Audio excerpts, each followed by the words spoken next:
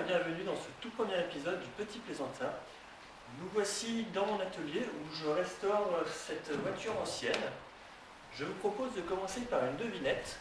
Pouvez-vous me dire de quel modèle de voiture il s'agit? Mettez vos réponses en commentaire, nous en débattrons dans un prochain épisode. Pour aujourd'hui, je vous propose de relever le défi de Sylvain de Villebrequin.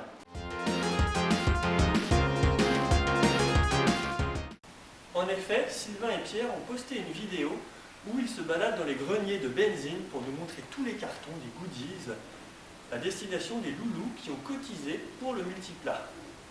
Et ils nous présentent le fameux drapeau multiplat, qu'auront l'honneur d'avoir toutes les personnes qui ont cotisé à ce projet. Au détour de la vidéo, Sylvain dit que ce serait cool que les loulous viennent avec ces drapeaux sur leur capot façon voiture diplomatique. Drapeau et Le pins. drapeau! Alors bon, c'est vrai qu'il faut le montrer. Alors le drapeau officiel qui sera obligatoire au Merguez Tuning Show. Il y en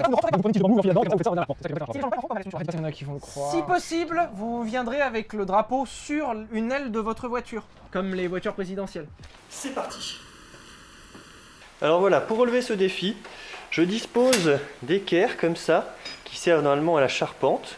J'ai trouvé ça en fouillant dans mon atelier, tout ce qui est là, je l'ai trouvé en fouillant dans mon atelier. Je dispose de chutes de tiges filetées M10 et d'écrous M10, de petits tubes en aluminium, sont aussi des chutes, et d'une vieille chambre à air. Le bricoleur veut dans le verre. Le capot va venir se refermer par-dessus, il va venir recouvrir cette partie de l'équerre. Et sur l'autre partie de l'équerre, là, on va faire un repli pour pouvoir venir fixer la tige M10. J'ai tracé ma pente, ici 3 cm de ce côté-là, à 4 cm de ce côté-là. Donc j'ai bien un décalage d'1 cm sur ma pente. Du coup, ma pièce, elle devient spécifique que pour un côté de la voiture. Ici, le côté droit. Il faudra faire une autre en miroir pour le côté gauche. Les deux pièces ne seront pas intervertibles d'un côté à l'autre de la voiture.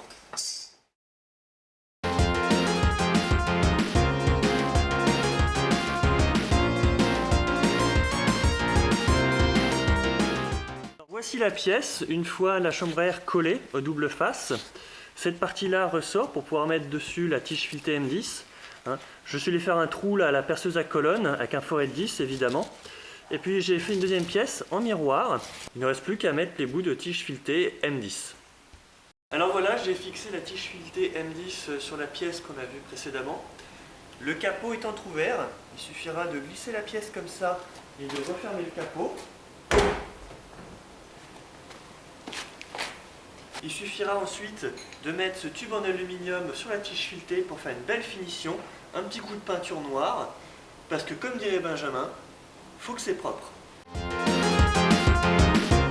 Alors pour le drapeau multiplat, il est réservé aux loulous qui ont pu participer à la cagnotte du multiplat.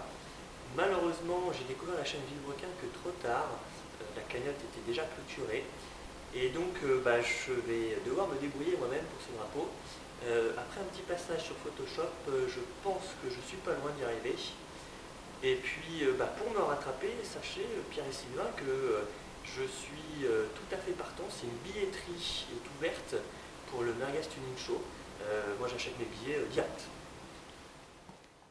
Et donc voici les drapeaux multiplats. Ils font 20 par 30 cm. Je vous laisse faire la conversion en pierre chavrier. Ils sont équipés de petits fourreaux de chaque côté, ce qui me permet en fait de les mettre sur les tiges fabriquées au préalable, comme ça. Ça coulisse parfaitement. L'autre est déjà en place de l'autre côté. Il n'y a plus qu'à aller faire un petit tour.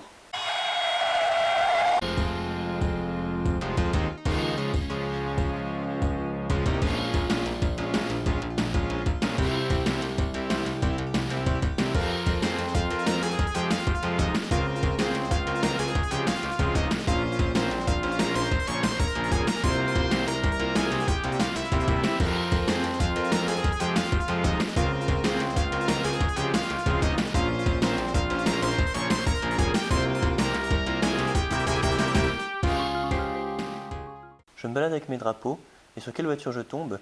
Un modèle de Lexus, très proche de celui-ci. clôt ce premier épisode du Petit Plaisantin. Si ça vous a plu, n'hésitez pas à vous abonner.